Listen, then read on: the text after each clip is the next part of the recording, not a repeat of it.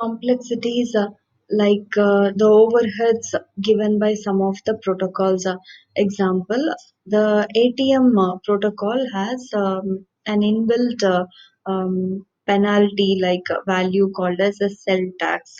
So the cell tax is nothing but an overhead penalty imposed by the cell, every ATM cell. And then it imposes 5 octets of overhead. So this kind of things can be avoided with the help of MPLS concept. So these three applications will be dealing in detail. We'll be discussing in detail. The first one is about traffic engineering, then VPN, and about QoS. First, traffic engineering.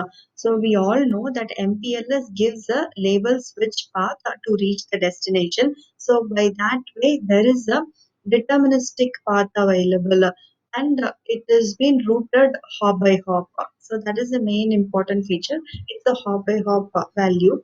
And then the administrator can explicitly divide the path between the stations. So that is also available. This helps to improve the QoS feature.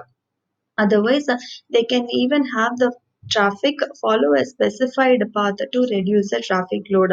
In case of any congestion, if you are going to predict any congestion in a traffic path, then the administrator can even specify some particular path to avoid the congestion. So by that way, it reduces the congestion in the overall network.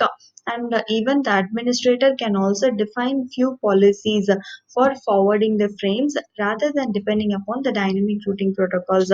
So instead of going for the routine dynamic routing protocols value or guidance, the administrator also even can define a policy. And finally, this traffic engineering is somewhat similar to the source routing. So whereas in source routing, the source node it tells the entire path to reach the destination, but in MPLS, the hop by hop routing is forwarded, is been defined. So that is the difference between the source routing and MPLS. So let's see this example. Here, an incoming IP packet comes to the first edge network. So LER, the label edge router. So when it comes over here, it adds a label to it. That is L. And then it has three interfaces or it has three next hop values. There are three routers connected to it. So it has to decide, it can decide based on the current scenario in the traffic. So the first two links are been already overloaded. So that's why the LER forwards the packet to this path to LSR2 as the next hop. So by that way, even after LSR2 also, there are three links as the next hop value. Among that, it finds based on some cost value, it finds the least cost path as the best one and forwards it. Likewise, the packet will be moved on to the destination with the help of a hop by hop forwarding mechanism. So this is how the congestion has been avoided. And the second one is MPLS based VPN, which means the MPLS with the help of label switch path, it automatically creates a tunnel-like feature without explicitly having some complex methodologies for tunneling.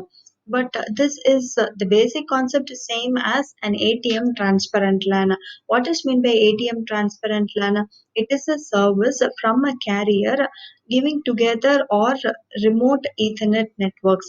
So it is said to be transparent because the connected networks are received as contiguous networks by the customer and regardless of the deployed technology by the carrier in between. So that is the definition of the ATM transparent LAN. What is maybe contiguous network in this? So we have seen about the subnetting. So those networks they all reside in the same subnetworks. So that is the basic concept of MPLS also with for VPN.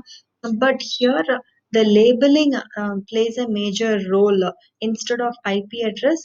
In the if you have seen in that forwarding information base, the incoming interface is there, outgoing interface is there.